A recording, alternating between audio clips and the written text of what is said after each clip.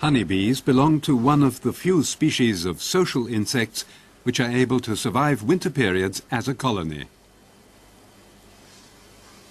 The correct management of colonies can improve the bees' chances in this struggle for survival. Management of bee colonies by annual rotation. An effective way of preventing diseases.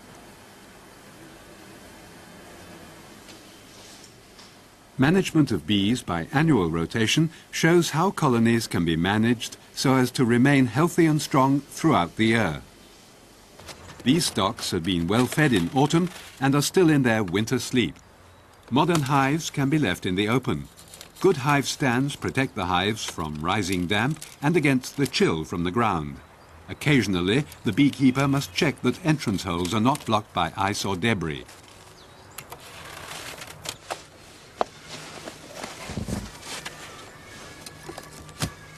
Here we can see an example of the good winter cluster of a healthy, strong colony.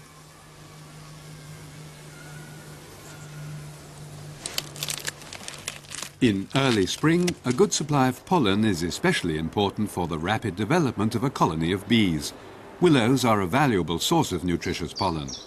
Because the bees' range of flight is very limited during this chilly time of the year, such sources of early pollen should not be too far away from the apiary.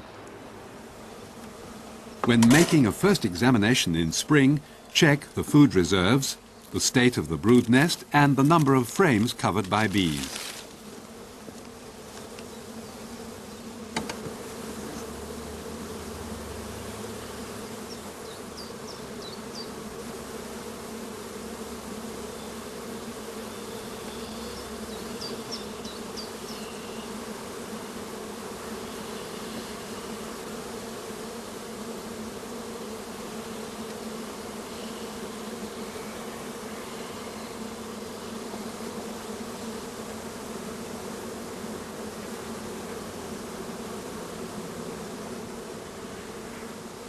This colony fulfills all our expectations.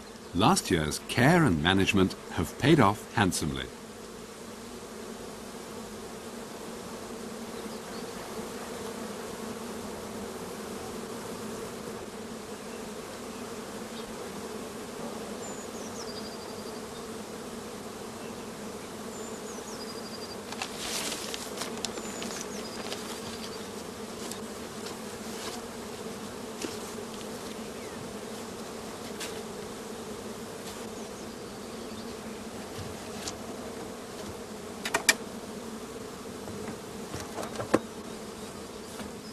The apiary is situated near some allotment gardens. They give hives a good shelter from cold winds and provide an abundance of nectar and pollen. Here we want to demonstrate a simplified form of spring inspection.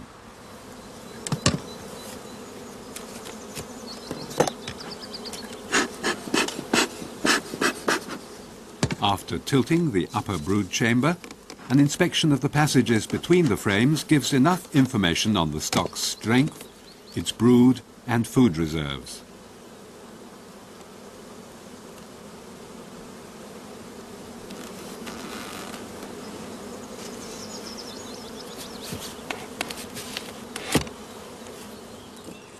Other excellent sources of pollen and nectar are fruit blossom and dandelions.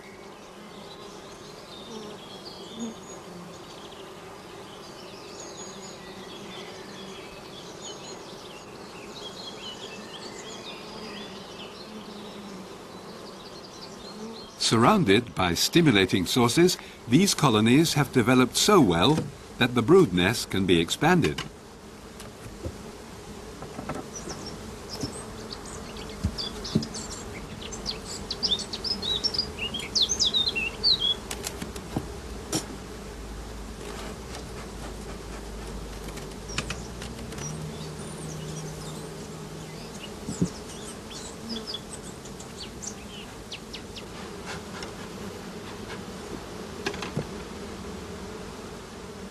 To start with, we remove the wax drawing frame already containing sealed drone brood. The comb in this Varroa bait frame is cut out. It is our first step in the fight against the dreaded mite.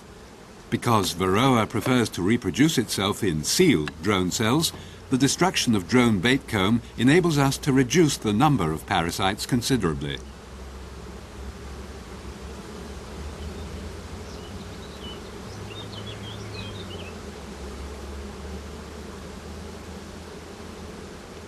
The second wax drawing frame is also full of drone larvae, but none are sealed. It remains in the hive until our next inspection.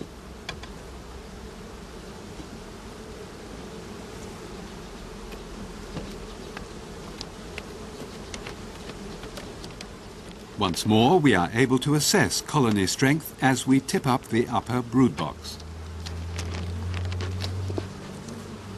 As a next step, we remove the plastic foil which serves here as a crown board and replace it with a queen excluder. Then we give more room by adding a third brood box as a honey super. This new brood chamber has been filled in such a way that frames with drawn comb alternate with others with foundation. Such an arrangement of frames is important because it will provide us with many frames of drawn brood comb for the formation of new colonies at a later date. Furthermore, this way of giving room ensures that no sugary winter feed gets into the honey crop.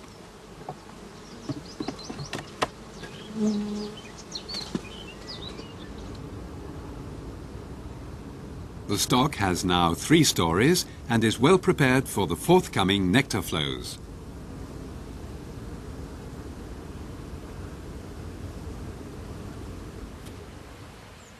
In many districts, it is the oilseed rape which provides the main crop of spring. Because of its rich pollen supply, the colonies can soon grow strong, and many show first signs of an inclination to swarm. This is, of course, just the right and natural moment for making increase.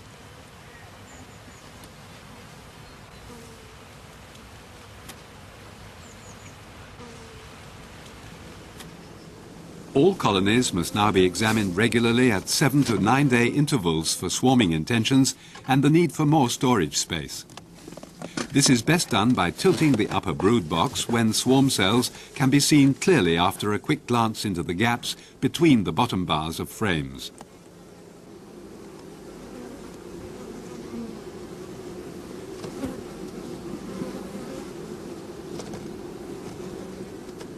Again, the Varroa bait combs of the wax drawing frames are cut out in order to reduce the growth of the populations of the parasite and provide the bees with the opportunity to build comb.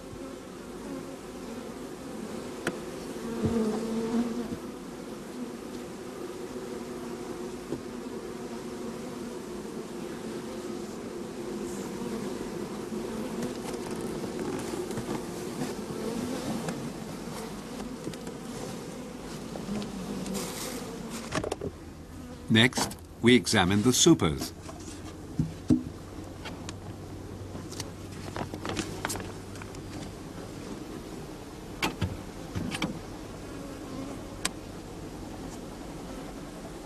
This stock has drawn out the sheets of foundation, and the honeycombs are 2/3 full of honey.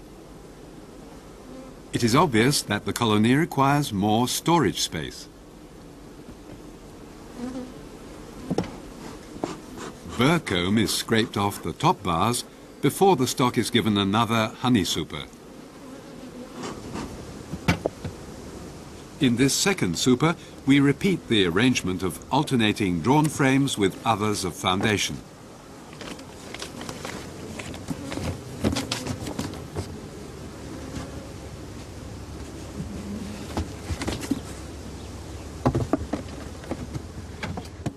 All stocks are dealt with according to their strength and their need for more storage room.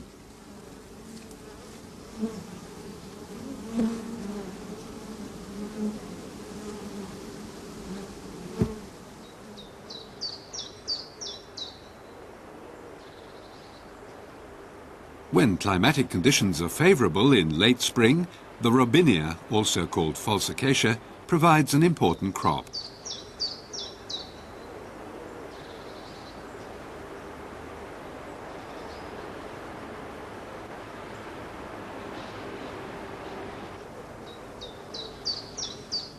These colonies have been brought back to the home apiary and are ready for the removal of the honey and for shook swarming, one way of making a colony increase. Scales, a swarm box, a funnel and a sprayer are required for this job.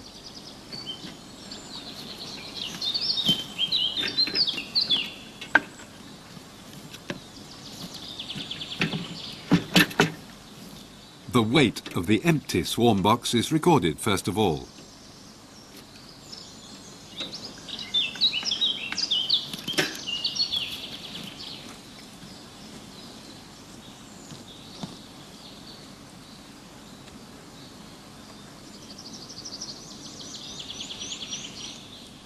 Furthermore, we must have a spare floor, a crown board and an empty hive body at hand to take the frames of honey after all bees have been brushed off. The funnel must be sprayed with water before we open the first hive. This helps when shaking bees into the swarm box.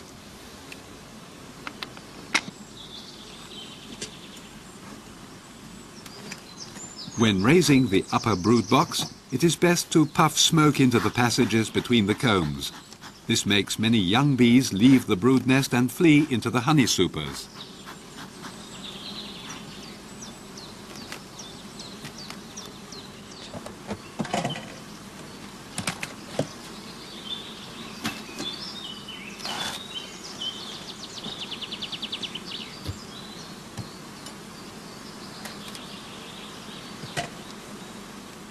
Next, we lift off the supers and set them aside. This prevents young bees returning into the brood nest.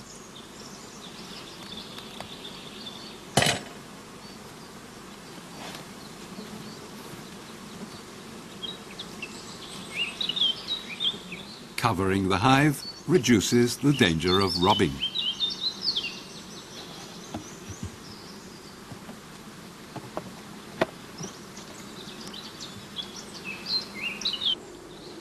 Here, the peak of a colony's development can be seen clearly, and bees and honey must be removed at once in order to avoid swarming.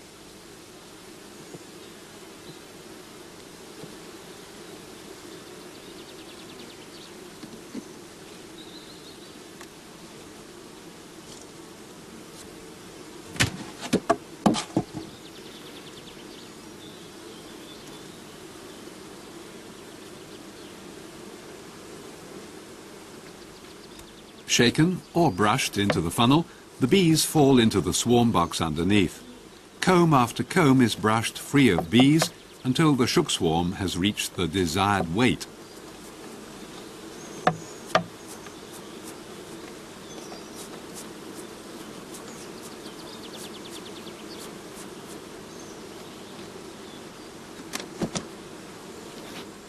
As a rule, it is possible to take one shook swarm from each colony. Should colony strength be insufficient to give us full weight, then it is possible to add more bees from another colony.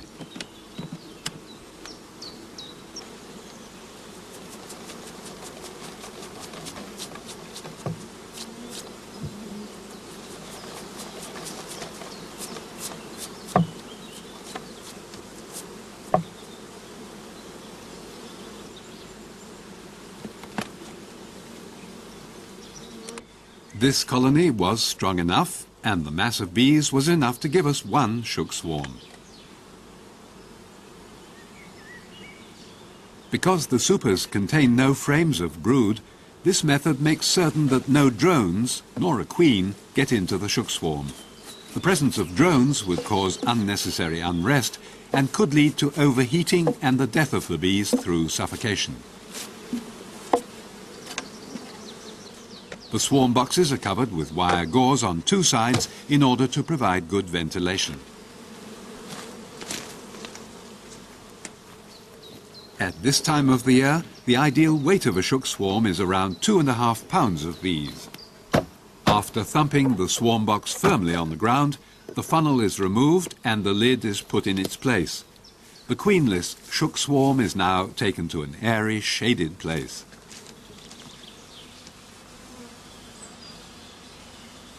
Every colony is treated in this way. all shook swarms remain in the shade until they are ready to be taken away. The supers are now strapped together and are loaded onto a trailer.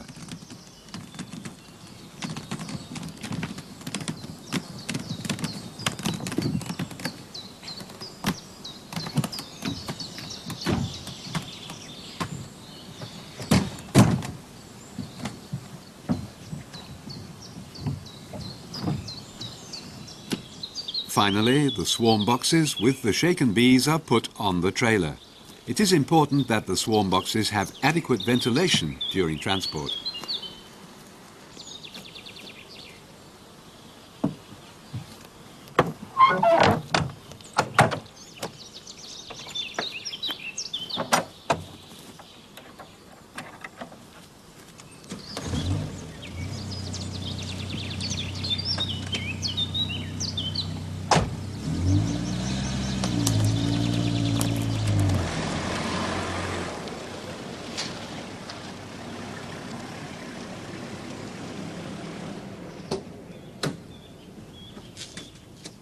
Having reached the extracting shed, the shook swarms are unloaded first and are set down outside for their varroa treatment.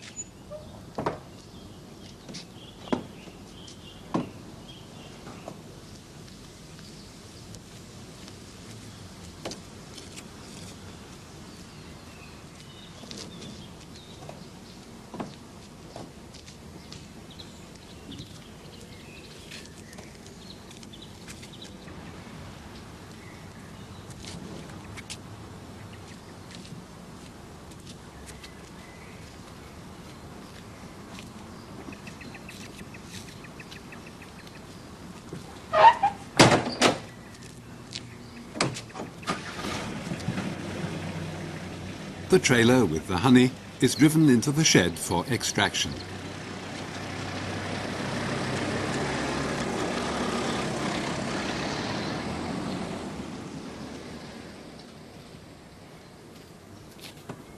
Several chemicals have been officially approved for the control of varroa mites. Here we administer a systemically acting remedy. After all shook swarms have been treated, we turn our attention to the catching of the mated queens.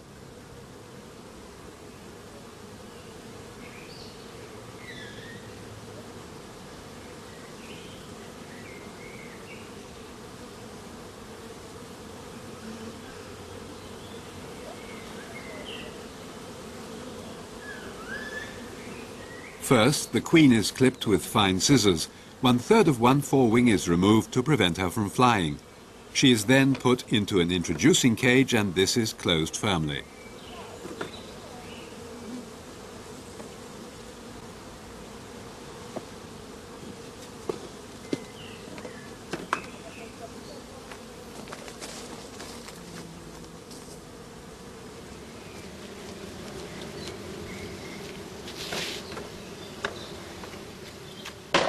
After again thumping the swarm box firmly on the ground, the queen cage is suspended by wire among the bees.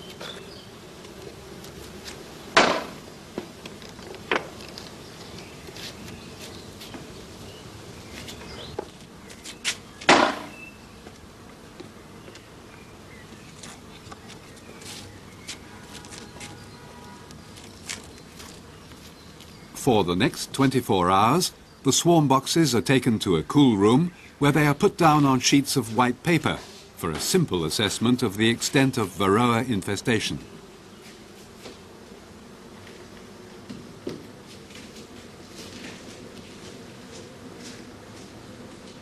Because shook swarms are artificially created swarms and bees have an empty honey stomach, they must be given some food soon. Here they are fed with goods candy, made from honey and icing sugar, and the room is darkened. Once the shook swarms have been dealt with, we return to the out-apiary and attend to the control of swarming in the parent stocks and the putting on of supers.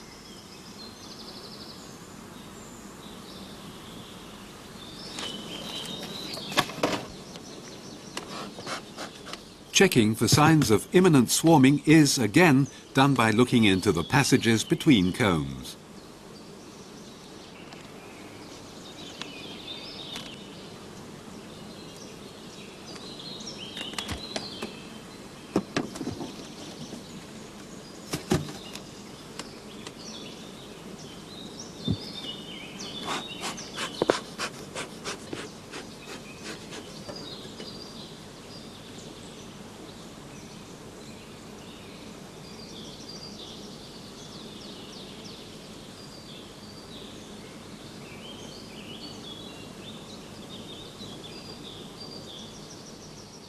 Although a lot of bees of the adult population had been removed, colony strength is still sufficient to take advantage of any expected flows of nectar.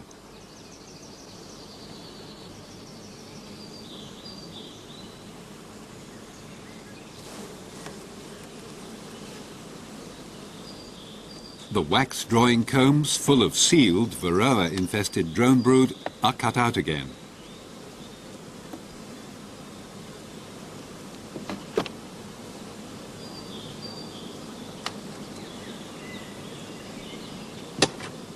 All other colonies are treated in the same way.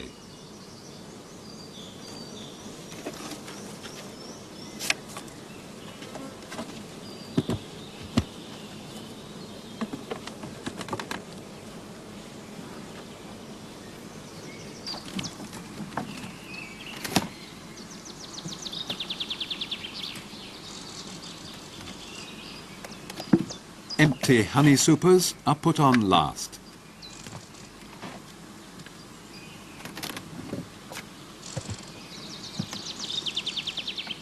At this time of the year, the supers are filled with drawn comb because bees tend to fill drawn cells more readily.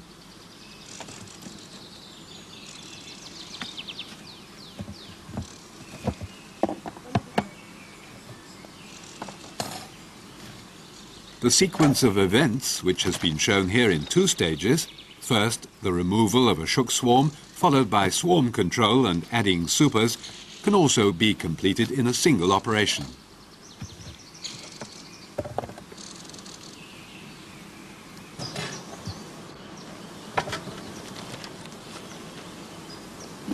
After adding supers, the old colonies are ready again for the next crop.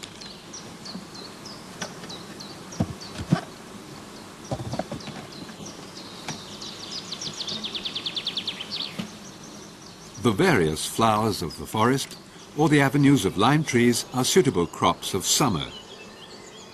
They produce floral and honeydew honeys. Back to treatment of the shook swarms. After a one-day period of confinement, we remove the remnants of the candy from the shook swarms. On the paper underlays, we will find some debris and dead varroa and can evaluate the mite infestation of the shook swarms.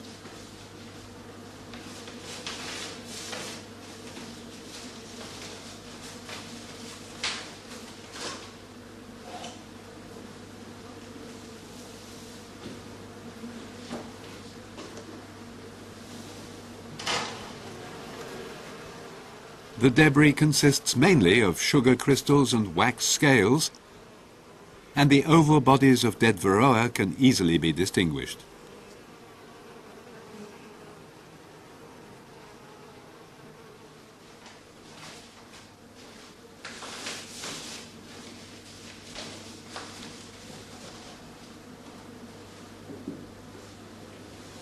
During the period of confinement, the bees have fused into a small colony, and their contented, quiet clustering shows this clearly. The shook swarms will be given new brood boxes. These should contain 1 to 2 combs with sealed honey, as well as frames of drawn comb, which have been removed from the parent stocks. For transport, the entrance holes are plugged with paper.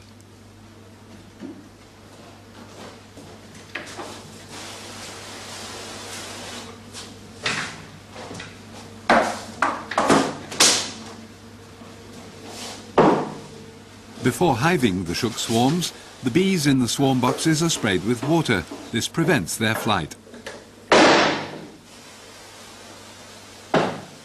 At the same time, we remove the caged queen.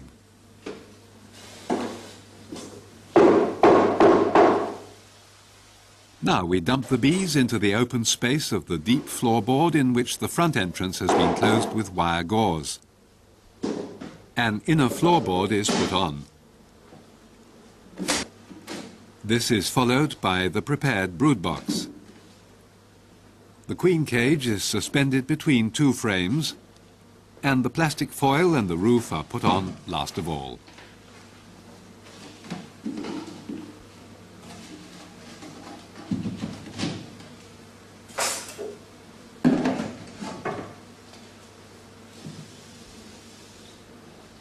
The bees remain in the dark room overnight. They need a little time to clean out the honey-moist combs. Experience has shown that when such package bees are left in confinement overnight, they are more harmonious and content. The following morning, these freshly established colonies are taken to their new apiary.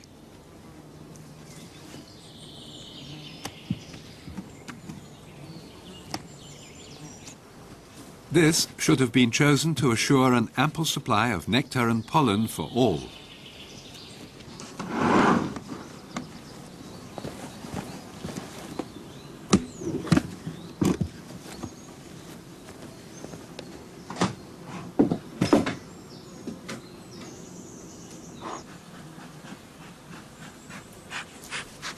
Giving a puff of smoke, we remove the wire screens from the entrance.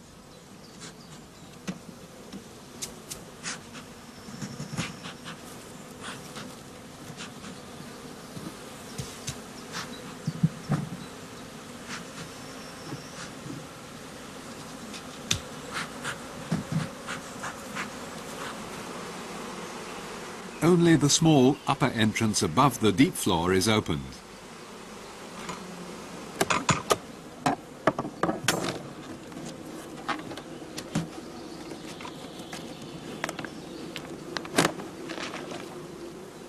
This picture shows the calm, settled condition of the colony. The cage with the queen is removed and is returned after the wooden plug has been replaced with one of candy. After a few hours, the bees will have opened the passage to release the queen. This slow introduction facilitates her acceptance.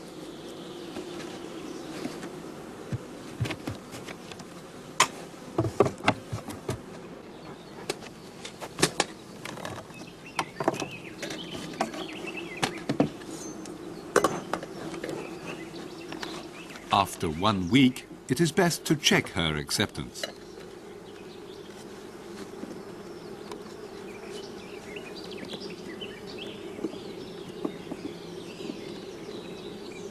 A comb is removed from the center of the hive. Here the queen has established a good, closely packed brood nest. All is well.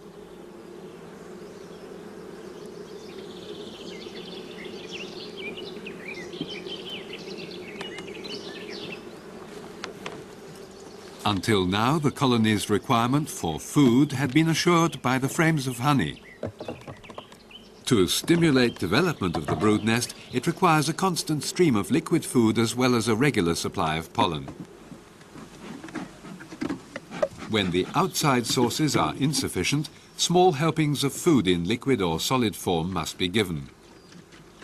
It pays us handsomely to give regular feeds of sugar syrup until the first brood emerges. All signals are now set to clear the way for a healthy and rapid development of the new colonies. They are a young queen, new combs, many young bees, a steady stream of food and a good supply of pollen. Another way of forming new young colonies is making nuclei with combs of emerging brood. The adult bees, having been brought home about 9 days previously, are queenless, and the frames by now contain only sealed brood and stores of honey.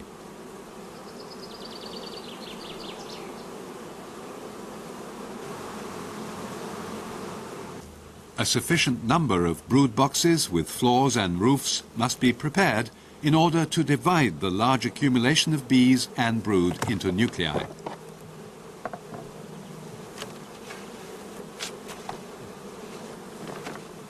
These brood chambers should contain frames in the following order: an empty drawn comb,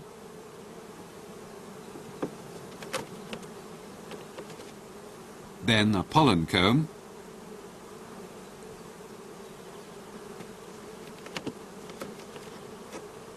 next to a comb of honey. Then we leave a gap to take the brood combs. Beyond the gap there should be 2 more frames of drawn comb and a frame feeder filled with soft candy.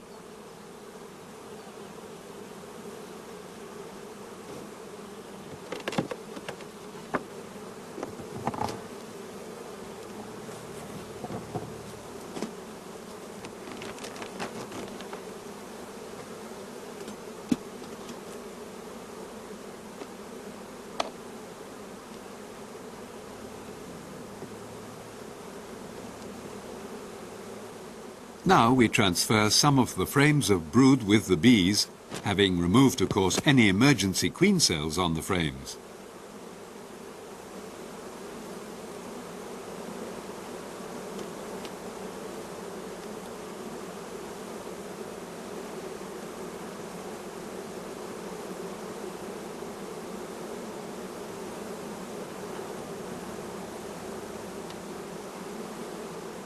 Nuclei are made of different strengths depending on the time of the year, the way we requeen the stocks, and their final utilization.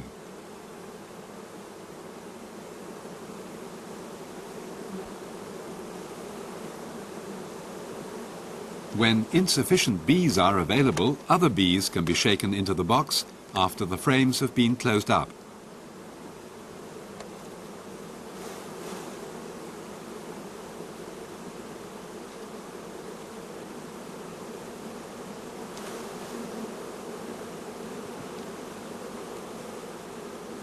Finally, in this case, the nuclei are given a ripe queen cell each.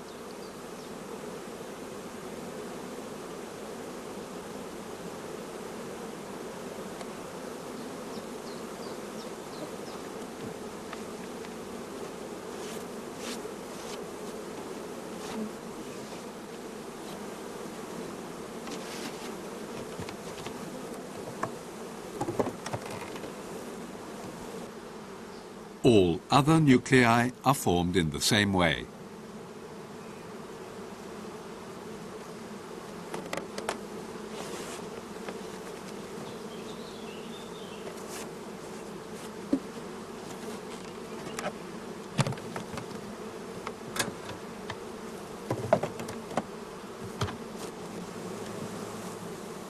The original collection of bees and brood frames has now shrunk to a small nucleus which also needs a queen.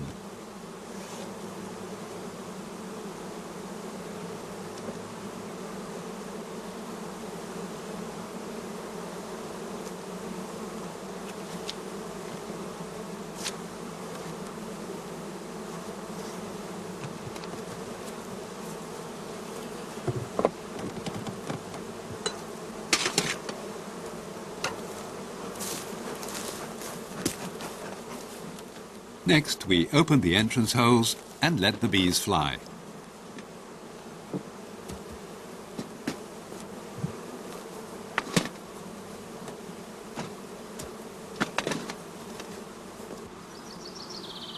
If necessary, these nuclei can be treated with an approved varroicide. Around 4 weeks after their formation, the nuclei can be given more room, and second brood boxes have to be prepared in advance. They should contain 2 bait frames for drone comb, as well as frames of drawn comb removed from honey-producing colonies.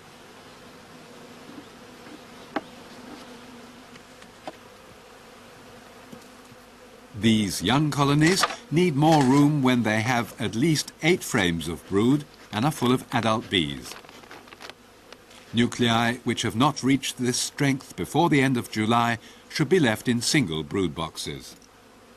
Where extra room is needed, 2 frames of sealed brood are removed from the brood nest and transferred into the new upper hive body. This brood should occupy the central space made available by the removal of the 2 varroa bait frames.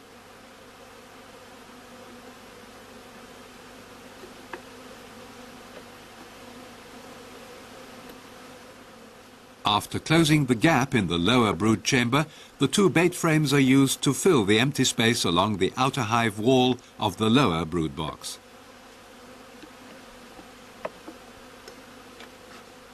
Burr comb is removed from the top bars of the frames.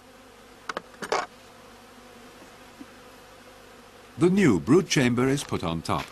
This completes our manipulations on this colony, and we deal with the other stocks in the same way.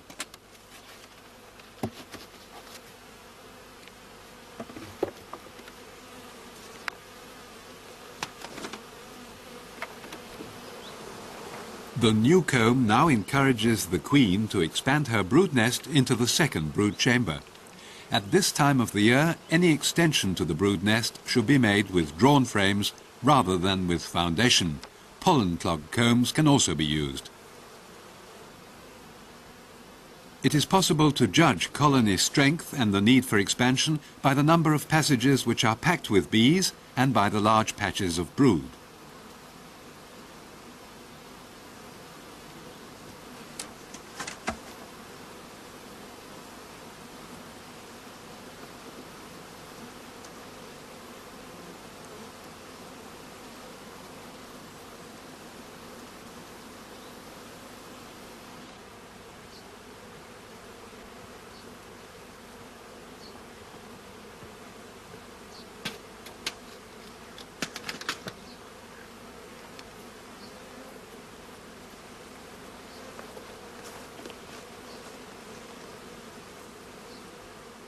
When nectar flows become scarce and insufficient, it's important to continue giving a little extra food in order to stimulate brood rearing. The food can be given as soft candy or, as in this case, in the form of granulated blossom honey. Giving solid food ensures that bees take the food slowly and do not fill the combs too quickly.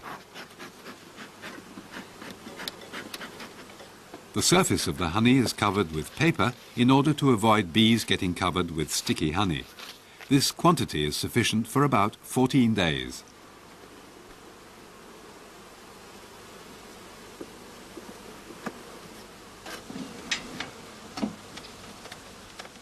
The colonies are weighed at the end of August. The weight indicates whether the stores will be sufficient for winter or if additional feeding is needed. In late autumn, any additional food should be given as concentrated sugar syrup so that it can be taken down rapidly, ripened and sealed.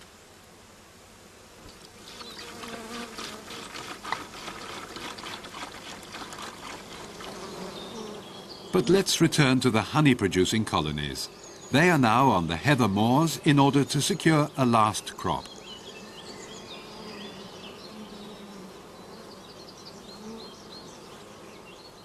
When conditions are right, the heather can be an excellent source of nectar and pollen.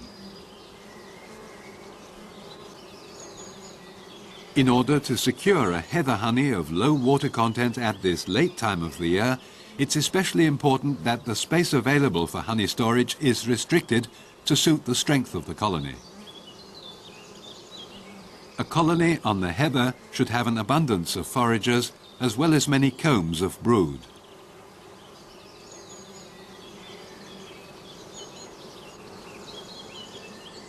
When the heather flow is over, the colonies are ready for the removal of the honey crop and their dissolution as individual colonies. In order to prevent robbing, the entrance holes are blocked up first.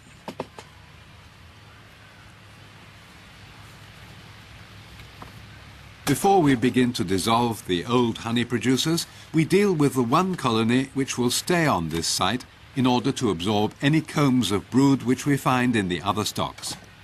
Any varroa mites left in the brood cells will be eliminated later after the last bees have emerged.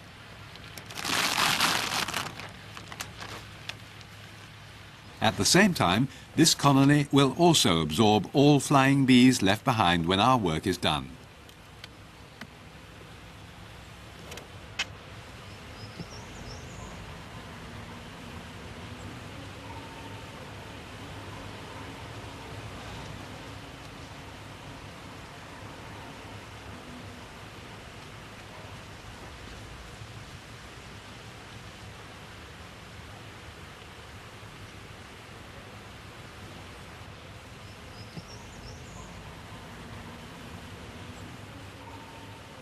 First, we make an assessment of the state of the colony and the amount of brood.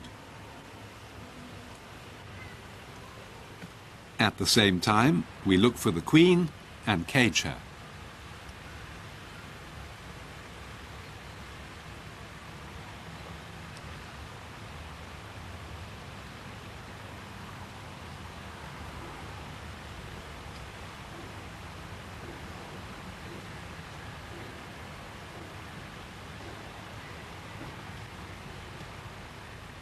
Only combs with brood are left in the lower brood chamber. All other frames, empty or full of honey, are brushed free of bees and transferred into a spare hive body.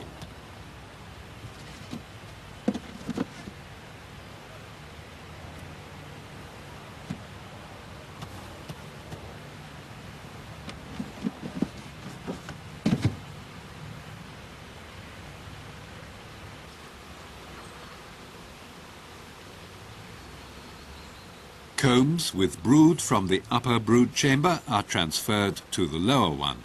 Here too, all other frames are brushed free of bees and are removed.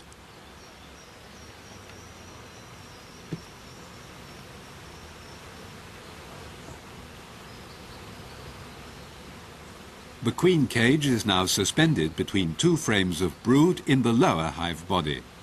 Depending on the strain of bees and the nectar flows, the quantity of brood will vary from one stock to another.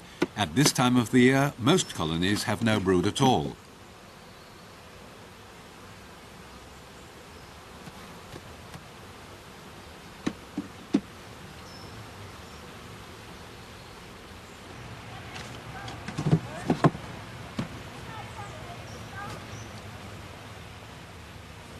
All work is done, for the time being, when the last bees have been brushed off the last honeycombs.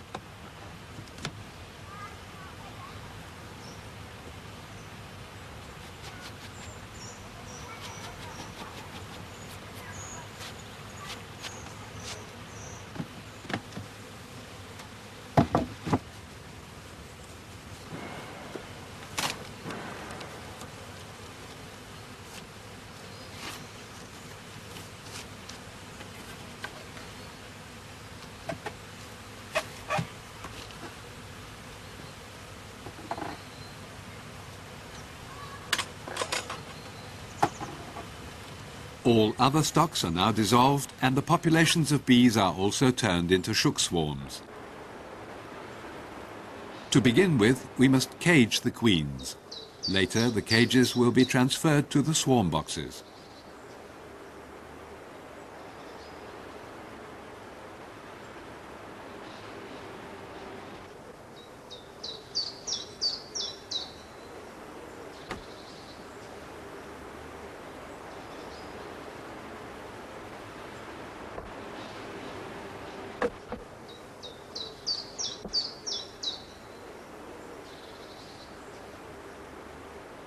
After spraying the warm funnel with water, the bees are brushed off the combs containing honey.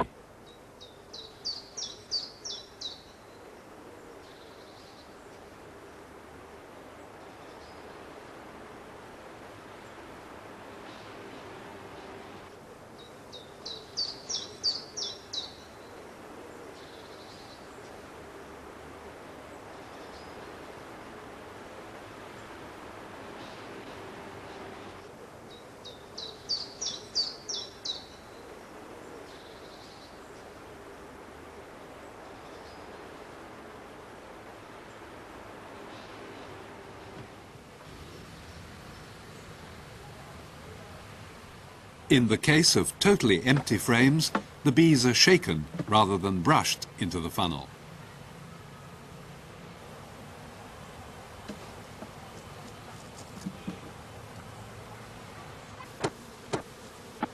Bees which had found refuge in the space of the deep floor are also dumped into the funnel to join the others in the swarm box.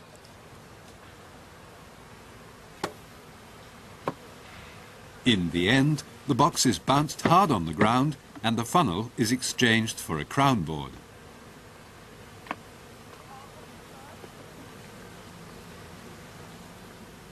Before the swarm boxes are removed from the site, any bees adhering to the outside are brushed off so that they can fly to join the colony which will remain at the site. That colony will stay here for a further 3 weeks if its reserves of food permit. After that, it will also be turned into a shook swarm.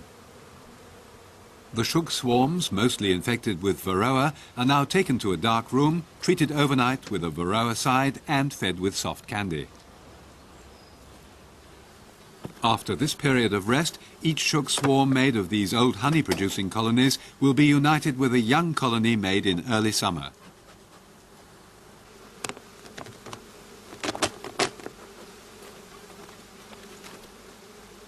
To replace the plastic foil over the top bars, a sheet of newspaper, pierced in several places, is used. Nibbling their way through the paper, the shaken bees will join the other bees slowly, and uniting two colonies is achieved peacefully.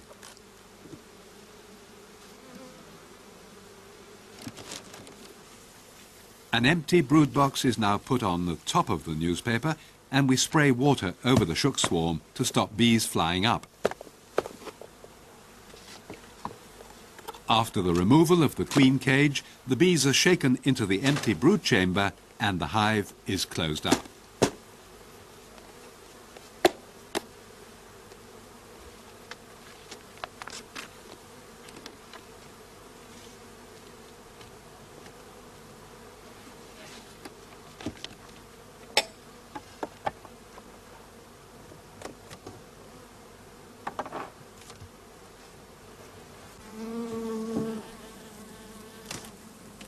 This annual or rotational rejuvenation of colonies strengthens each healthy young stock by uniting it with an old colony after this has been freed of varroa mites.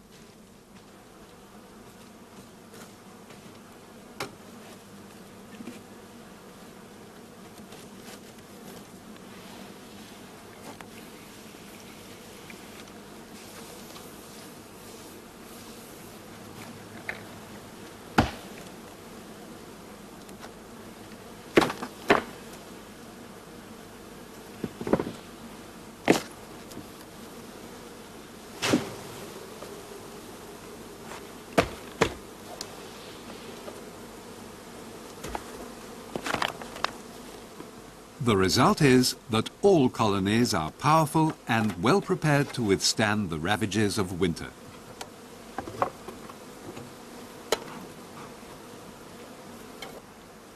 Over the following days, we removed the empty chambers and any remaining pieces of paper.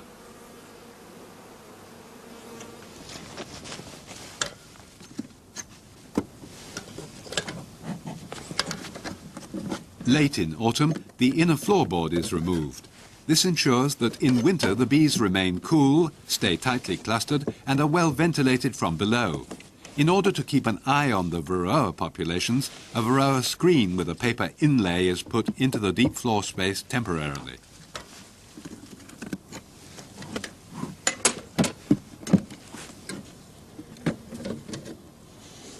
Because the colonies are now free of brood, another varroa treatment can be administered at any time. This depends very much on the initial varroa infestation and the chances of reinfection from outside sources beyond our control.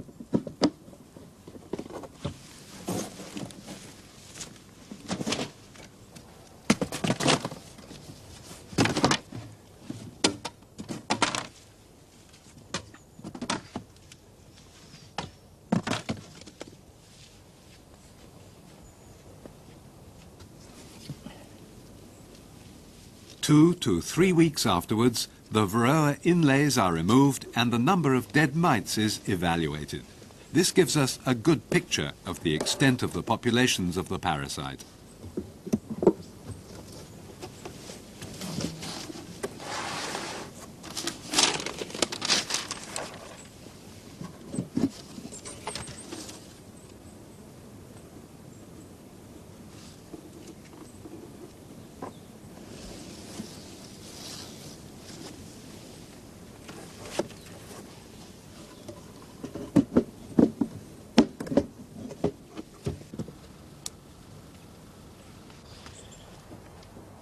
After this, the colonies are largely left alone for the rest of the winter. The annual rotation system in bee management produces strong, varroa-resistant and powerful stocks which are able to overwinter and utilize all available nectar sources for an optimum honey crop the following year.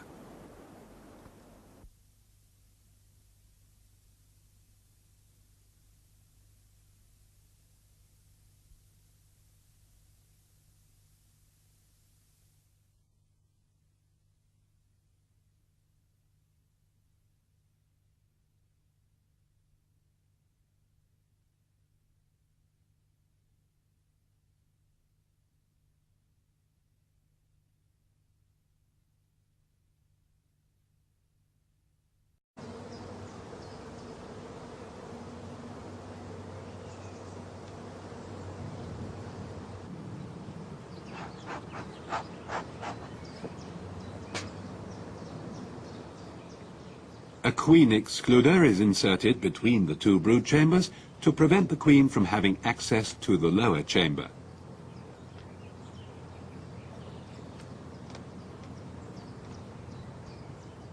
We now release the queen into the upper brood chamber.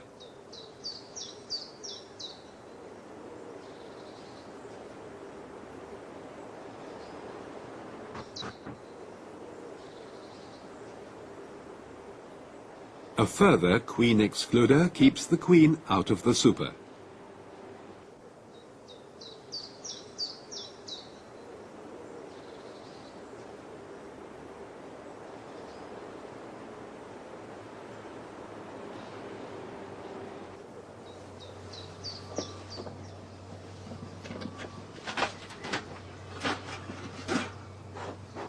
After 9 days, all brood remaining in the lower brood chamber is sealed.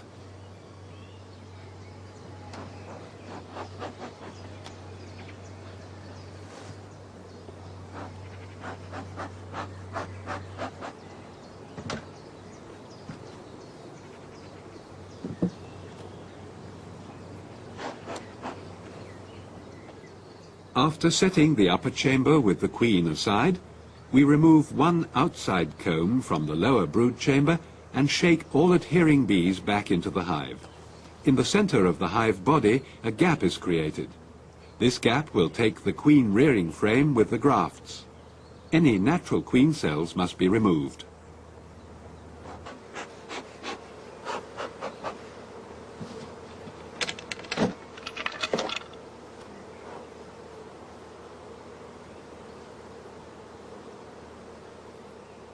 Returning to the queen-right part of the nursing stock, we remove the queen. It is transferred to a nucleus. The 3-frame nucleus is formed from 2 frames of brood and 1 of food, together with all adhering bees.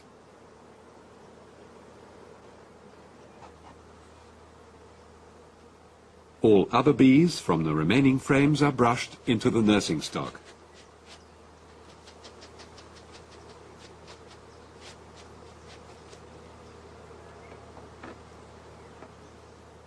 Besides good food supply, overcrowding lots of bees into one hive body is the recipe for acceptance and for best nursing for our breeding material. So we have compressed the bees from several brood chambers into a single box. Surplus frames of brood are distributed among other colonies. A guard made from queen excluder material prevents other queens from gaining entrance.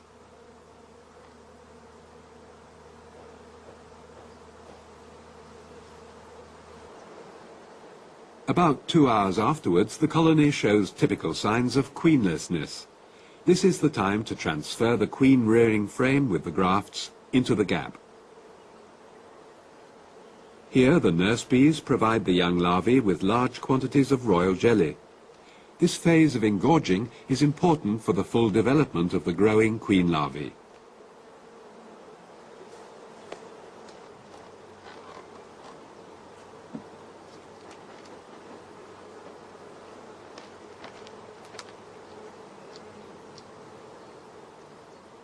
Great care is needed when inspections are made to check acceptance and success. The queen cells are sealed 5 days after grafting. When using this method, the nursing stock will retain the sealed cells until they are ripe. The other 2 methods divide the tasks of acceptance and finishing between 2 different colonies. In order to use the swarm box method, we also begin by first selecting a strong, healthy colony. Into the swarm box, we shake young bees from 6 to 8 brood frames.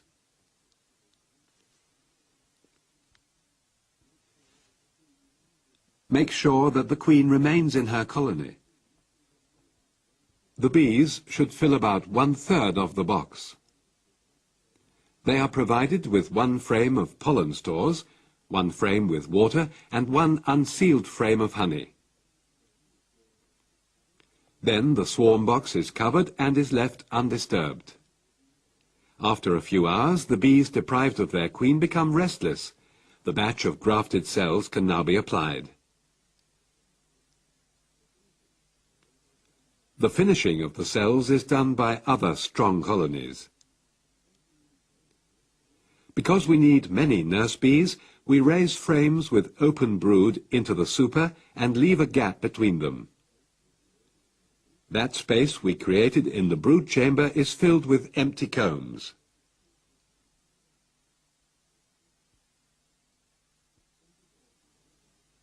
"24 hours after grafting, 15 to 20 started cells are inserted into the gap between the brood. The cells remain in the finisher colony until they are ripe and require caging. Now the procedure in actual practice. The swarm box has a large screened floor which prevents the bees suffocating during confinement.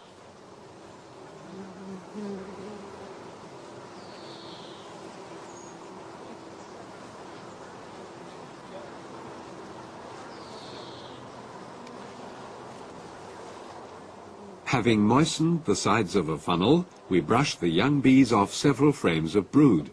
This creates a queenless and broodless shook swarm.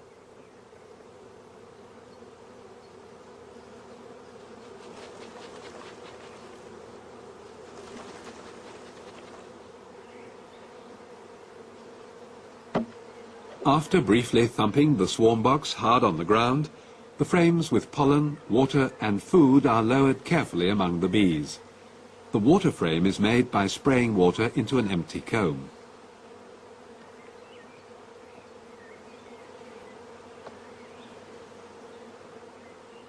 A special crown board which can hold the grafted cell cups is used.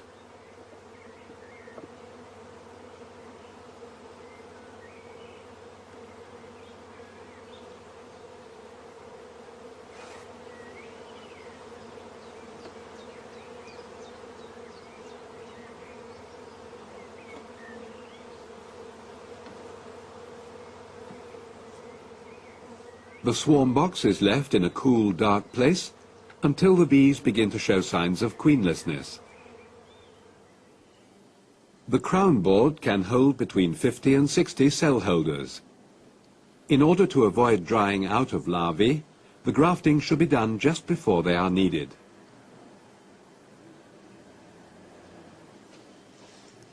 The bees will quickly supply the larvae with lots of royal jelly.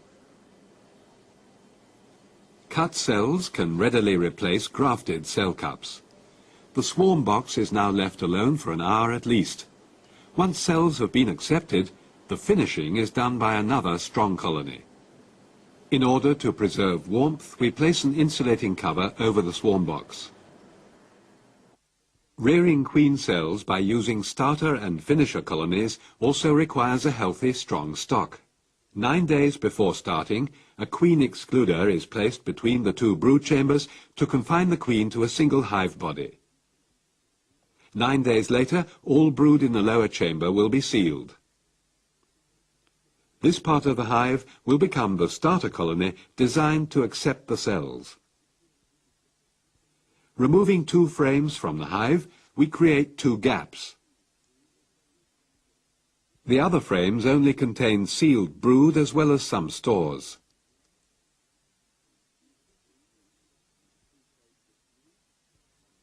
We put the queen, with 2 frames of brood and 1 of food, as well as all adhering bees, into a nucleus box. This nucleus is taken to an out-apiary. We now proceed to cram all bees from the other hive bodies, on the right, into the one brood box which will be our starter colony. The brood frames, especially all frames with open brood, are later given to the honey chamber of other colonies in the apiary. The starter colony is now closed up. The entrance is covered with a queen excluder. Bees will shortly be gathering in the empty spaces. When bees show signs of queenlessness, 2 frames with about 40 grafted queen cells are transferred. The stock must be fed if the flows of nectar are scant. After 24 hours, the cells are transferred into occupied supers of honey-producing colonies, the finishers. It is important that several hours before, frames with open brood have been transferred into the honey chamber. Now a gap is formed. The cell-rearing frame with the started cells is placed in position. A finisher colony should never be given more than 15 to 20 cells. The starter colony can now receive 2 more cell-rearing frames. Here the first manipulations for raising queen cells by the starter and finisher method have been performed. The super and the upper brood chamber with the queen have been lifted off and are on the right.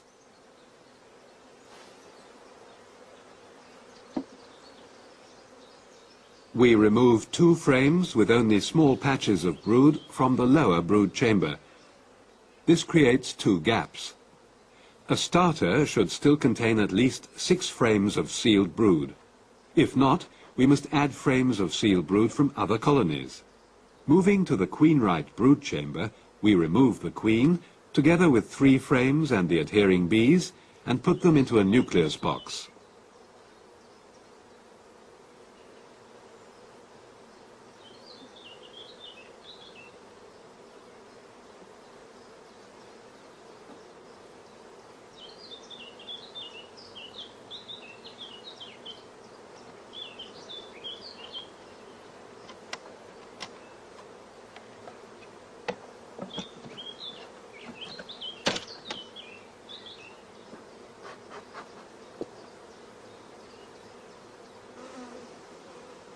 All bees are brushed from the other frames, and the frames are temporarily placed into an empty hive body.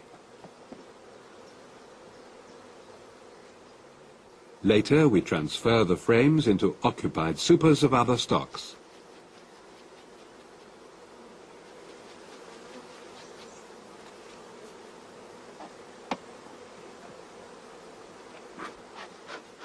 The starter colony should be overflowing with bees, because this method too gives best results when we crowd many bees into the smallest possible space.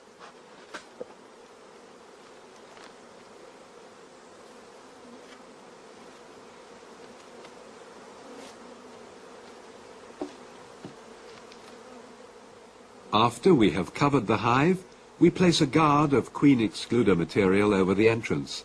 This stops queens from gaining access.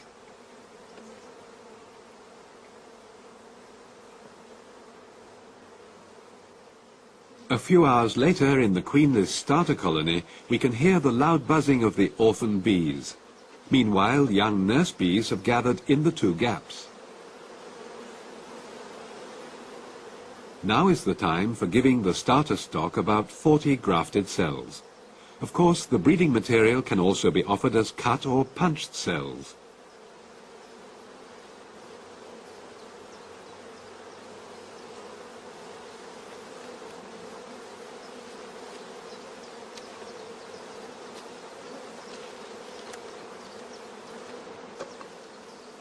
After 24 hours, the queen cells have been started by the starter colony and can be exchanged for another batch.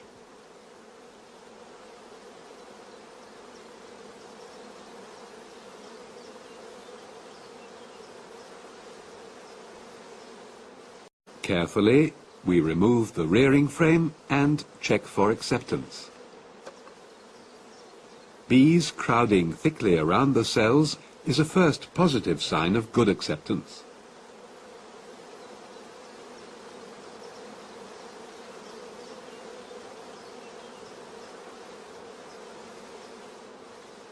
Bees are carefully brushed aside with a goose wing. Accepted cells can be distinguished by their lighter coloring and their greater length.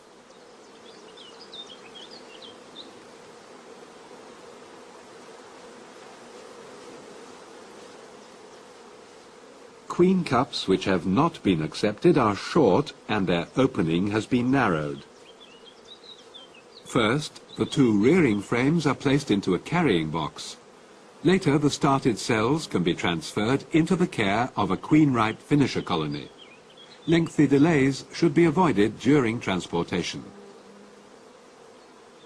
2 more rearing frames with fresh grafts are inserted into the gaps between frames.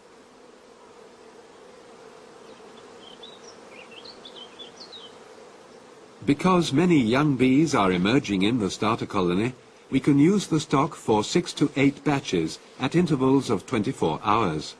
More batches are possible, but only if we constantly add more frames of sealed brood.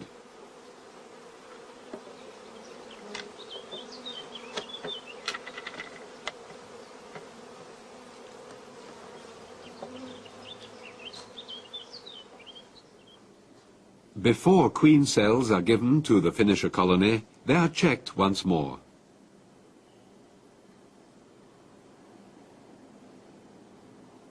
Each larva should swim in a generous supply of royal jelly.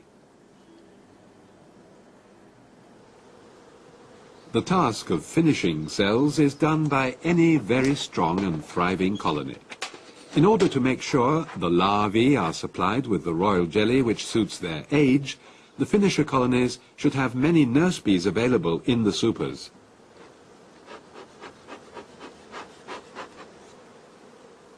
In order to lure the young bees into the supers, we remove at least 3 frames from the center of each super some hours beforehand.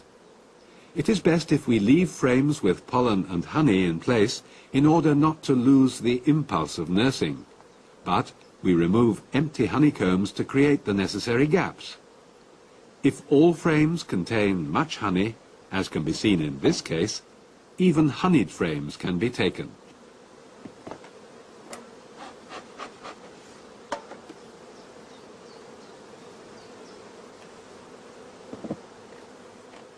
During the following manipulations, we must make sure the queen cannot slip into the super.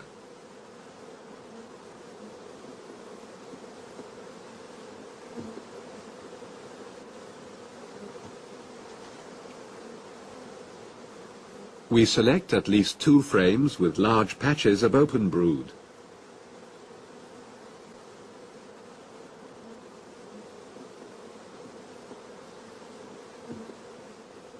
Here, many young bees are occupied in nursing the young larvae.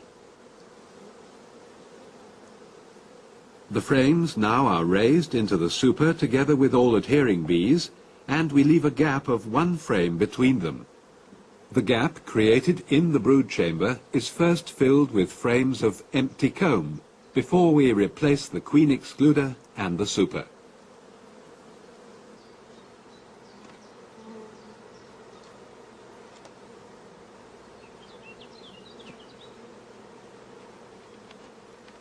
We now transfer the cell rearing frame, with the started cells, into the gap between the brood. No finisher colony should receive more than 15 to 20 started cells, otherwise brood care will suffer. They remain in the finisher colony until shortly before emerging.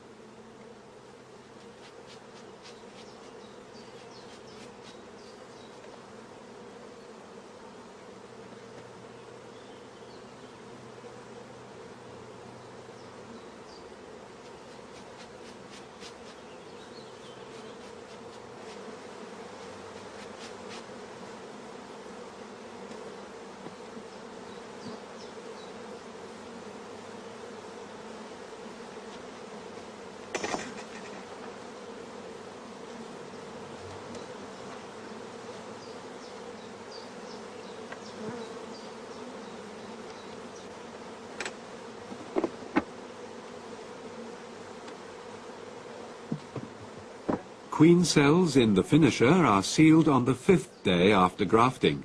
They have to be caged before emerging. This can be done on the 5th or 11th day after grafting, because then the cells are relatively robust, so that they can be handled. If we miss the 2 dates and 1 virgin is allowed to emerge, the whole batch of cells will be destroyed by the firstborn.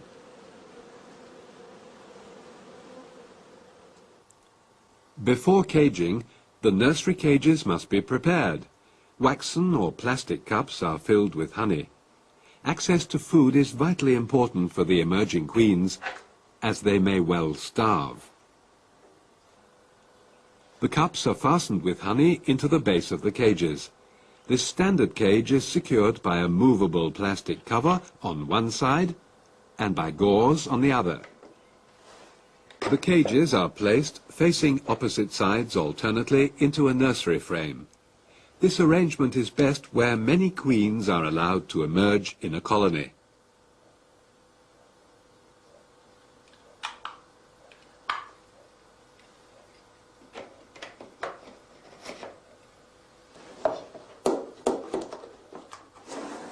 Many beekeepers have replaced the wooden cages with hair curler cages of 18 to 20 millimeter diameter.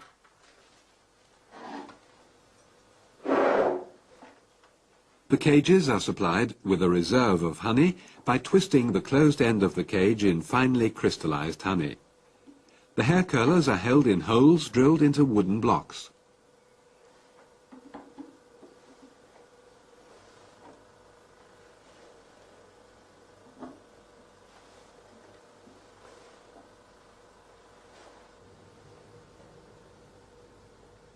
But let us go back to the standard cages.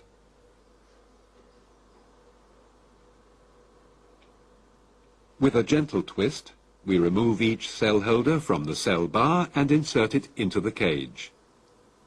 Shaking and rapid movement must be avoided at all costs during this operation. Furthermore, it is important to keep the cells upright at all times.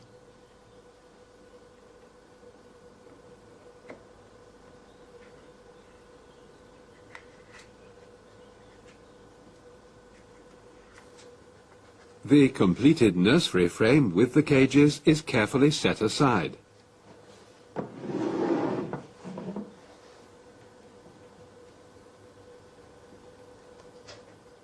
Of course, when using hair curler cages, they are treated in the same manner.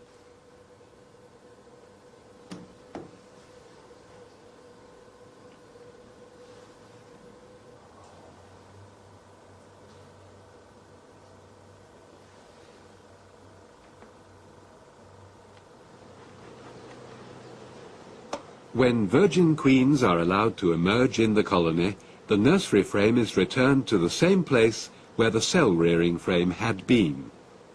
Because sealed cells only need 50 to 70% air humidity and temperatures of 35 degrees Celsius, they can easily be transferred into an incubator for their last phase of development.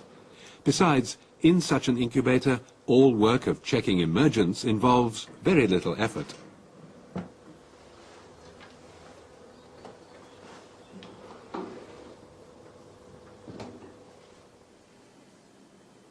The young queen bites through the tip of the cell and emerges 12 days after grafting.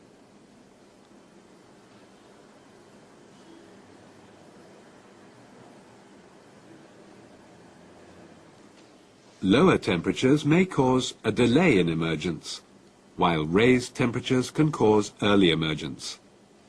A large thorax is a sign of good conditions during the queen's growth and development.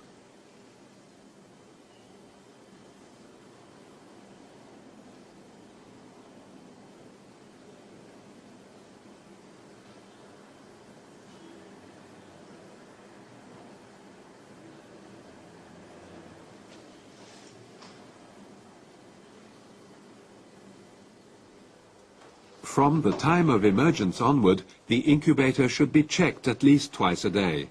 Conversely, on emergence in the colony, a daily check is sufficient. The cells should be removed after the young queens have left them, because sometimes a virgin will re-enter her own cell after emergence and is not able to leave it again.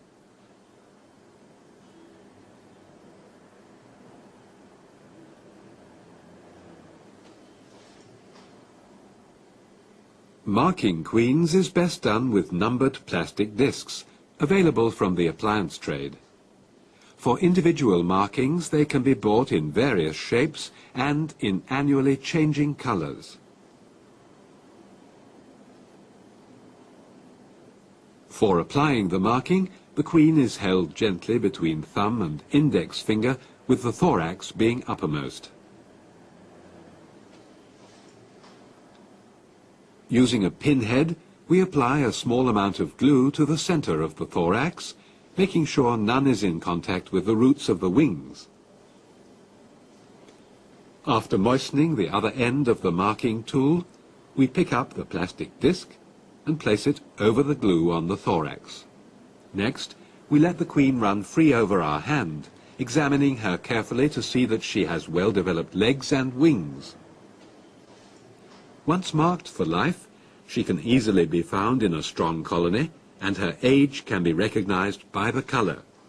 Finally, we put her back into her cage until we require her again.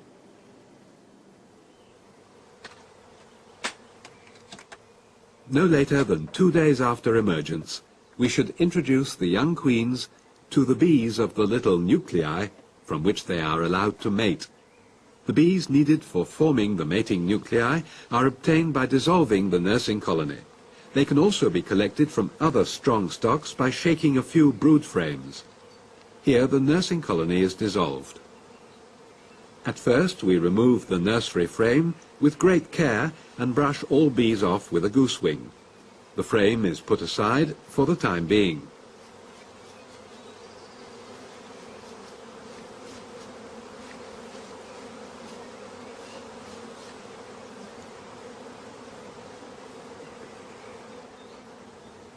One cage with a young queen is removed and attached to a piece of wire. The cage is hung into the special hive body, which is used to hold the shook swarm.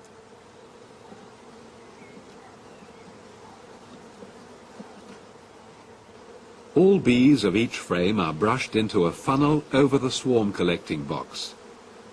If the queens are to be sent to an approved mating station, we must have no drones among the worker bees, as they could adversely affect the desired mating results.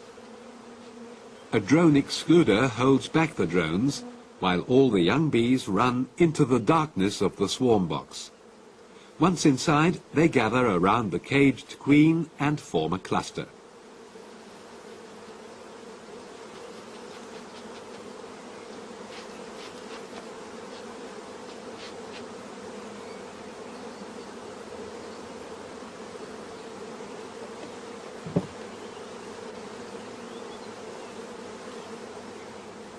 The last bees still clinging to the sides of the hive are also brushed into the funnel.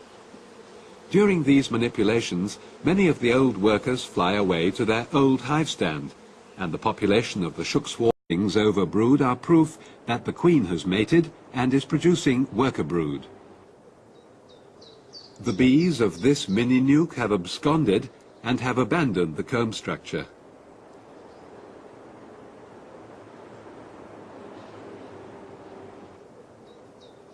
This colony has lost its queen and has started queen cells. The domed cappings show that drones are being reared. Here, worker bees have started to lay several eggs into each cell. Only drones can develop from such eggs.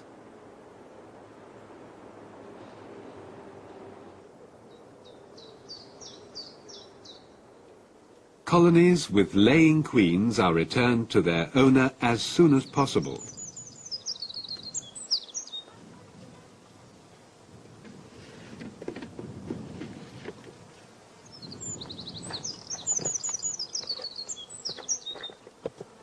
The entrance holes of the shelters are closed at once.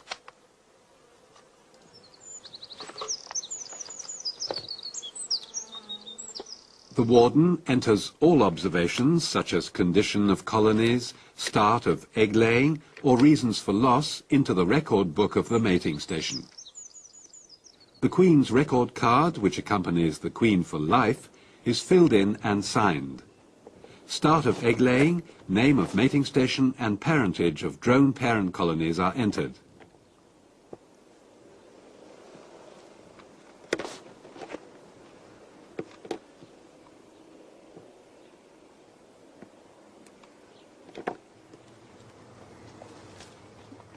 On arrival, the breeder quickly supplies the bees with some water.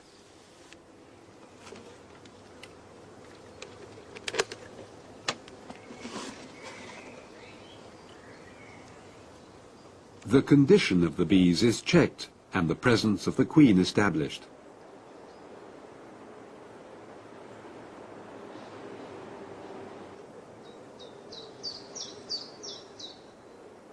Queen-right nuclei are allowed to fly through the small hole of the entrance disc. Queen-less nukes are dissolved.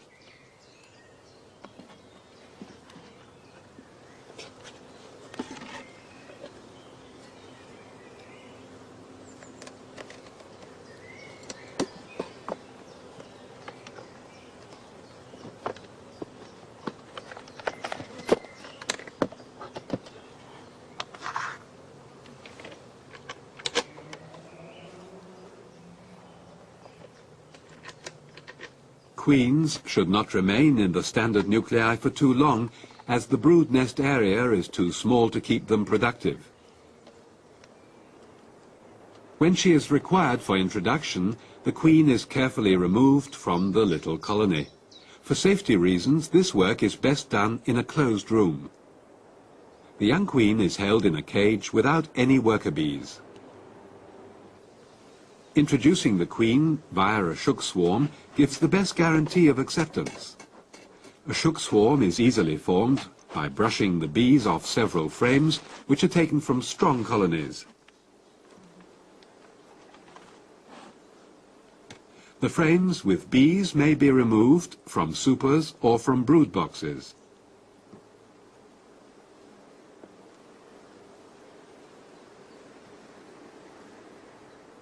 Under no circumstances should a queen be taken by mistake.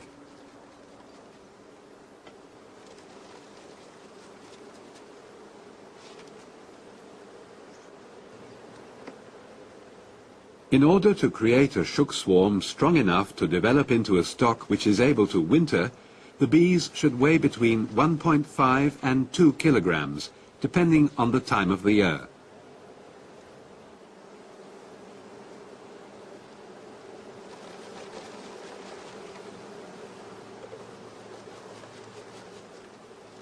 When enough bees have been collected, we thump the swarm box on the ground, quickly remove the funnel and put on the cover.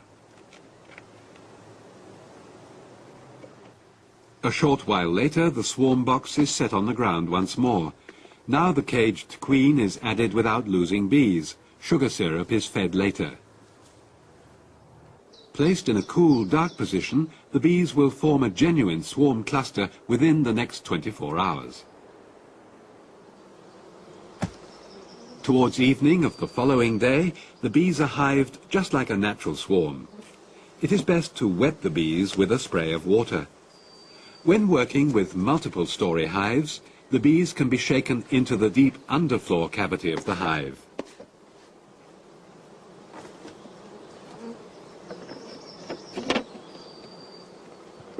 A brood box is added containing either frames with comb or foundation. A feeder with sugar syrup is placed on top to provide food for the next few days.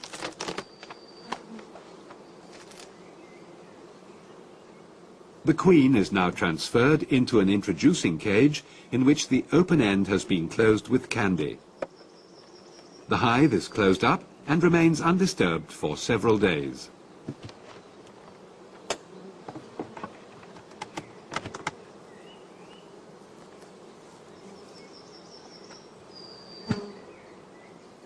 A check to see that the colony is queen-right is made after 9 days at the earliest.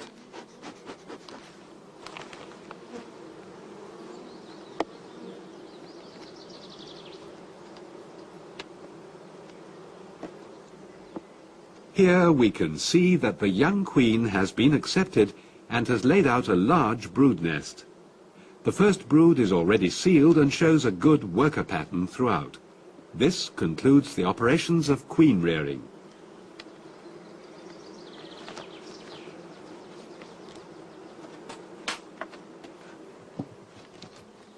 By using queens of good pedigree, the colonies are rejuvenated and the genetic material is improved. Selective breeding is therefore essential to good apiary management.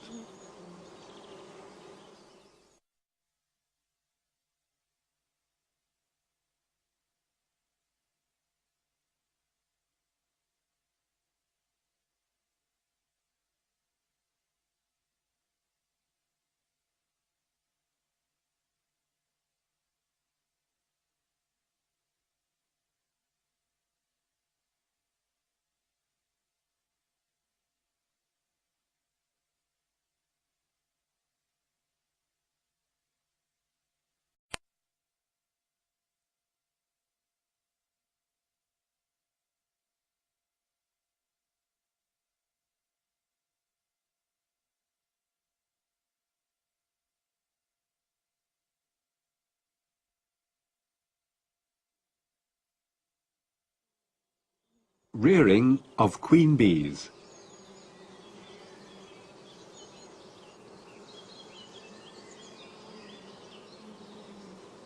For many years, the rearing of queen bees has occupied a key place in beekeeping.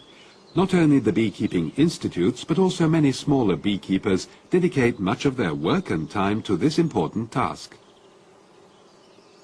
Queen rearing can only be done successfully during the short period of the year when the beekeeping season reaches its peak of activity. Young queens of good origin and character are needed to form new colonies and fill winter losses.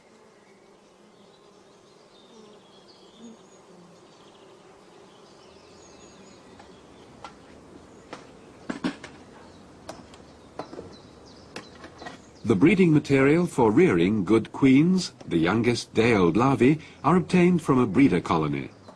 Not every beekeeper has a worthy breeder queen, but he can obtain breeding material from a beekeeping institute or from established bee breeders. The breeder colony must possess certain characteristics. It should be disinclined to swarm and have an above-average honey production potential.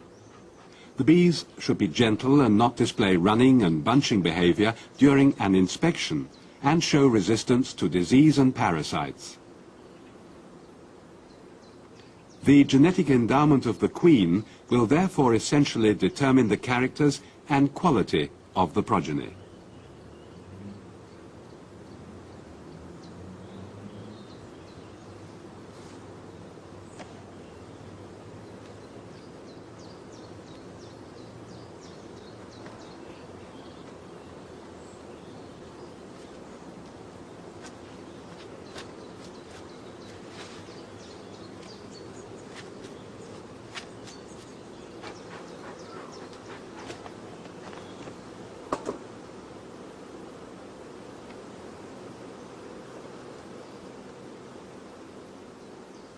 The most important criterion for selection must be an above-average productivity of honey, as this factor determines the profitability of a beekeeping enterprise.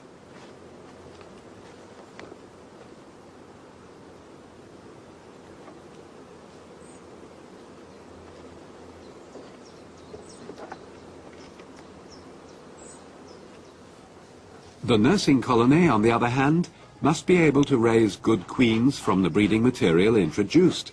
It exerts no influence over the genetic character of the queen larvae it is made to foster. The nursing colony must be healthy, prolific and strong. Many bees crammed together in the smallest possible hive space is the recipe for good results when raising queens. In order to achieve the conditions, the nursing colony should have access to good pollen sources during the previous summer. When spring comes, a stimulating honey solution must be fed whenever outside nectar sources fail.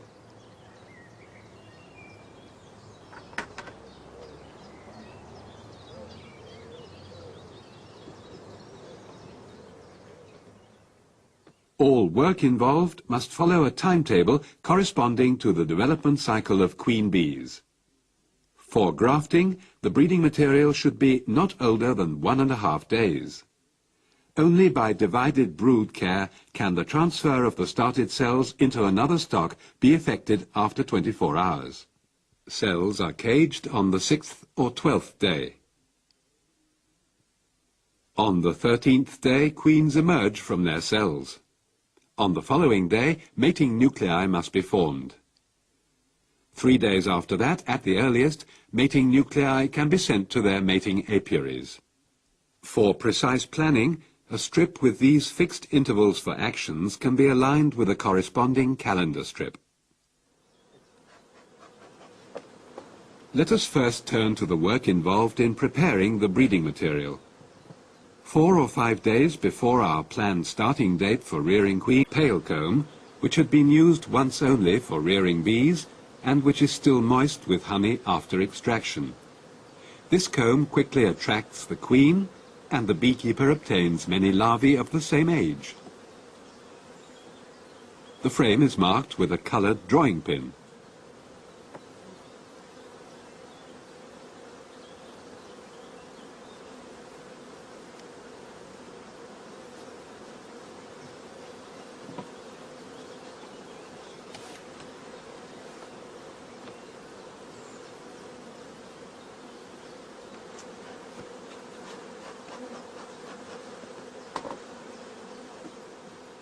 On the starting date, the marked comb will contain young larvae of the right age, 1 to 1.5 days old. Perfect queens can only be reared from such larvae.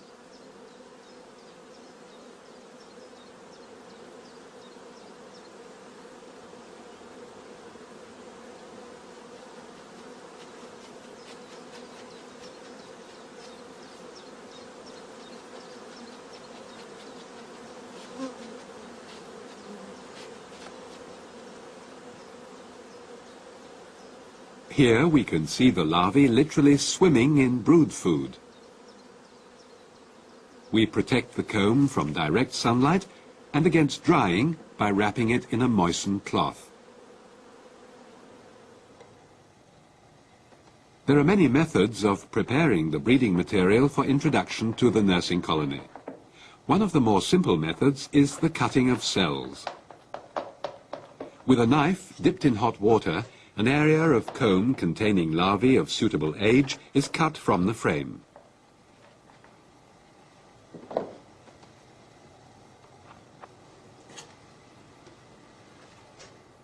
On one side of the comb, all cells are shortened by 1/3 of their length. This allows bees to enlarge the mouth of the cells and draw them out as queen cells.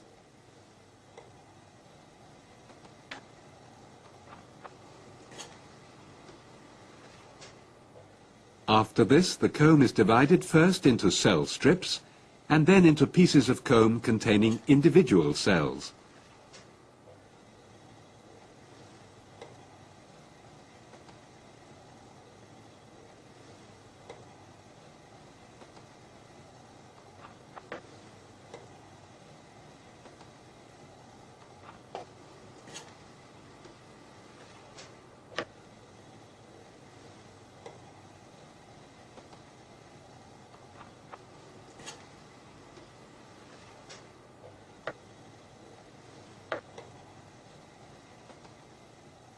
The long reverse of the cells is nipped between the halves of a split cell holder. While the method of cutting cells makes wasteful use of precious breeding material, the grafting of larvae makes more economic use of the larvae. For this method we need artificially produced cell cups. These we can easily make ourselves from beeswax.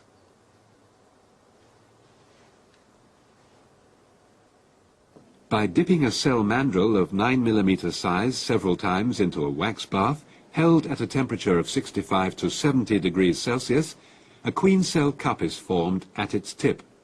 After cooling in water, the cell cup can be removed.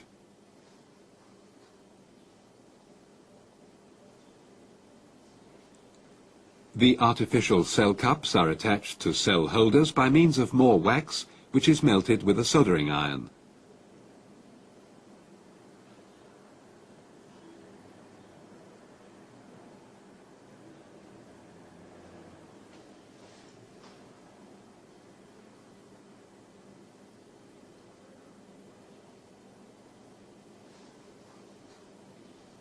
The appliance trade also offers a number of cell cups formed from plastic.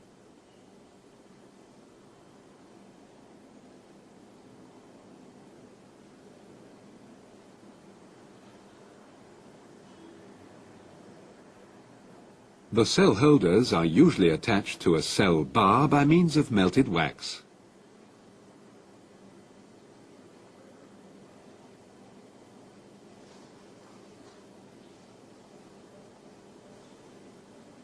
We require good light, good eyesight, and a steady hand when we are grafting larvae.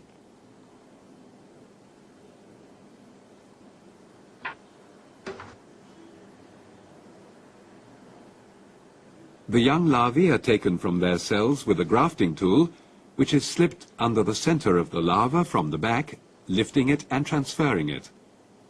There are several methods of raising queen cells. Here we will show you the use of 3 well-known methods.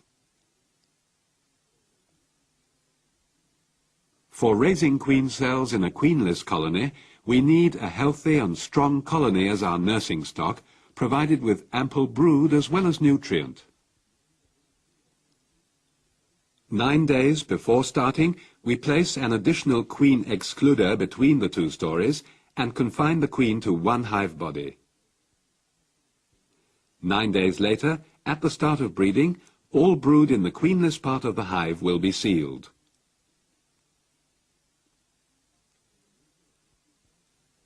After the removal of the super and of the queen-right part, in the center of the hive chamber with the sealed brood, a gap is created.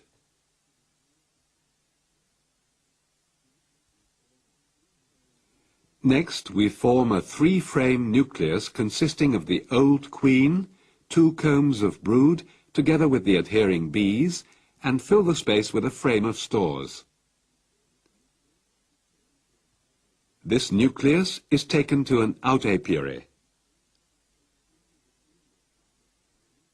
Into the queenless part of the colony, we brush or shake all bees from the queen-right brood chamber and also the bees out of the honey super. The nursing colony is then covered. A queen excluder at the entrance prevents strange virgin queens from entering. Bees begin to assemble in the gap. We transfer the cell-rearing frame with 20 to 30 cells into it after the colony shows the typical behavior of queenlessness. Whenever the natural flows are lacking, honey solution must be fed. The operations of this method are now shown on the stand. The nursing stock is prepared 9 days before starting. First, we find the queen and hold her temporarily in a cage.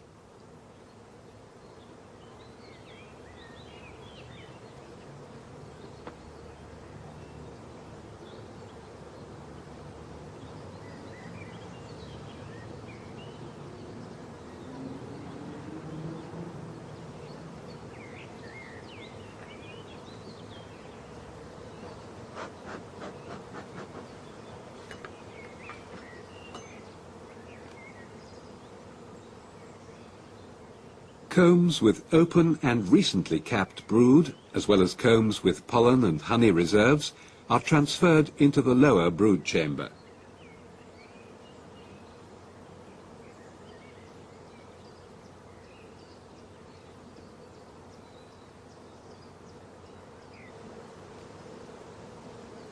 The upper brood chamber holds empty combs and emerging brood.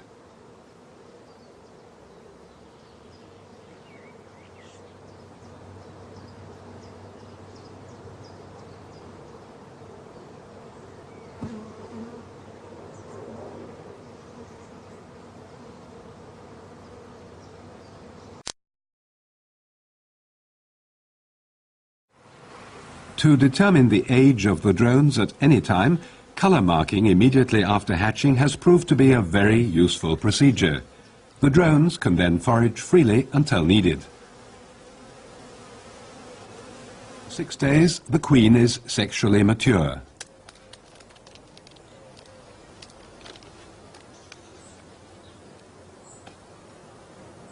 On the day before insemination, the queen is caged so that she can be later narcotized with CO2 in the laboratory.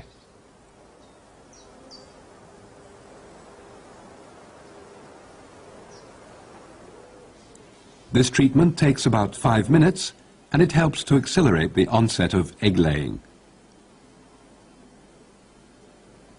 Until she is inseminated, the queen is returned to her nuclear colony.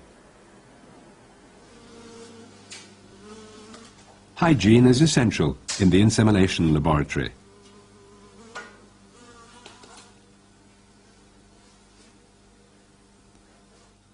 All glass and metallic instruments are autoclaved daily.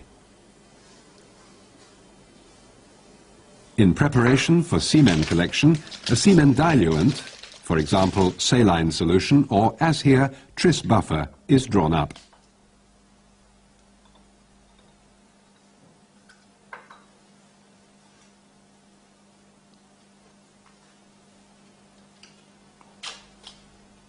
The liquid is sterilized by microfiltration. The pore diameter of the membrane is 0.2 microns.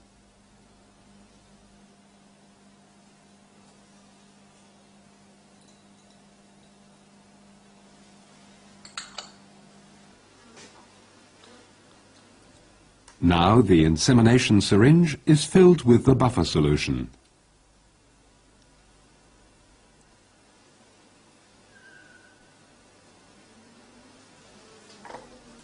Bubbles of air are carefully removed.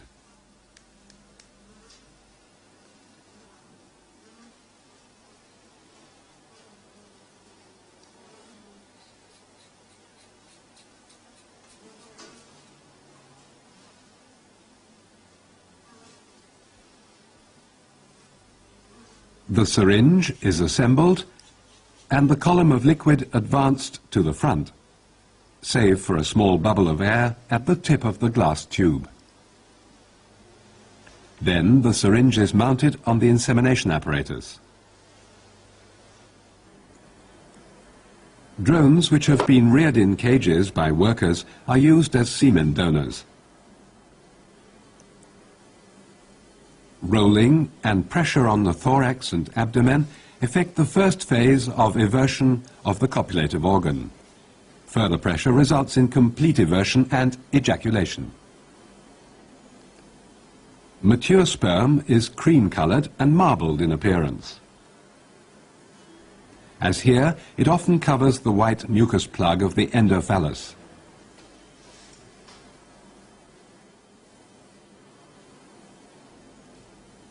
Using the glass tip of the insemination syringe, merely touch the surface of the semen covering. In aspirating the sperm, none of the mucus should be allowed to penetrate into the syringe, thus preventing the cannule from becoming obstructed by a mucus plug. Similar to the natural mating process, the semen of several drones is aspirated in portions. A minimum of 8 microliters are required for insemination. This corresponds to the quantity of semen donated by 8 to 10 mature drones. If necessary, the tip of the cannule is cleaned off with a sterile swab. A drop of diluent closes the capillary to prevent the semen from desiccation. Now the syringe is ready for insemination. The term sperm homogenization implies that the semen of, say, several hundred drones is blended to increase genetic diversity. To do this, the sperm content of several capillaries is diluted with tris buffer solution in a proportion of 12:1. Every operation must be carried out under ultra-clean conditions, because a single contaminated portion would adulterate the entire batch of semen and endanger all the queens of an insemination series.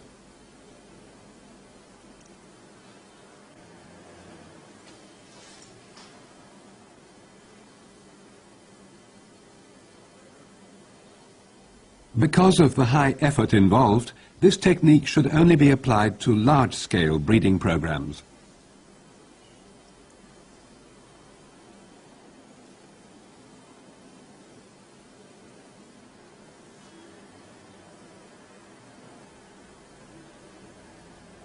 A pipette is used to mix the suspension thoroughly and fill it into a special centrifuging tube.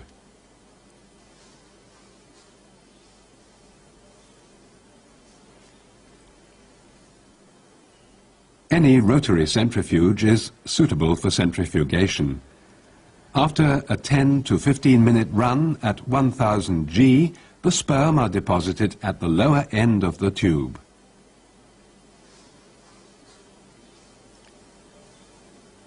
The clear supernatant is removed and the plastic tube is cut off on a level with the surface of the sperm.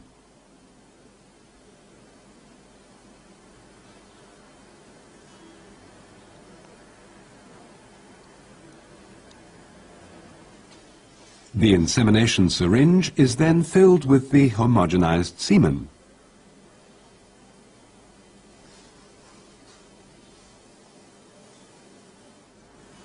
A queen, who was treated with CO2 on the previous day, is placed headfirst into the retaining tube.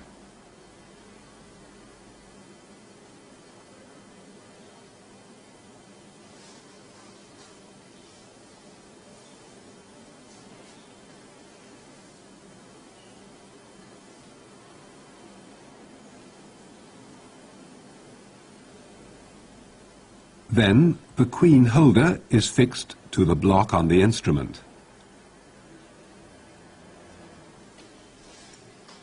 A whiff of CO2 helps to immobilize the queen. To control the dose of gas, it flows through a washing flask.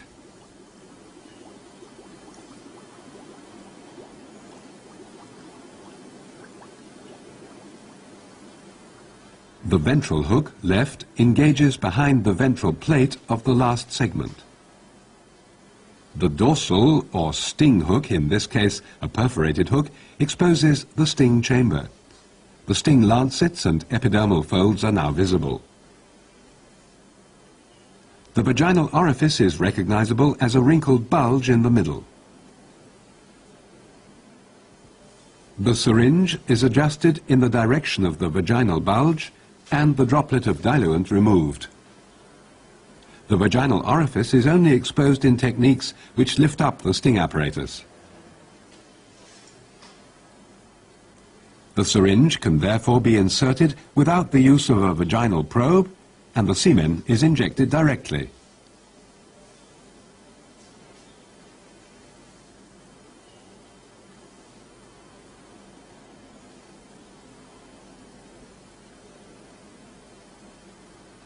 This concludes the insemination procedure. The syringe and the hooks are removed.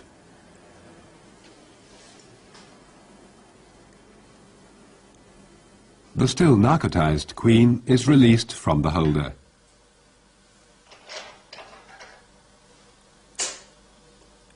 Clipping one wing prevents her swarming later on, but it is nonetheless essential to cover the entrance of the mating cage with an excluder as well. Bee candy seals the cage and the queen is returned to her hive. The more favorable the brooding and temperature conditions are for the queen, the sooner she will begin to lay eggs.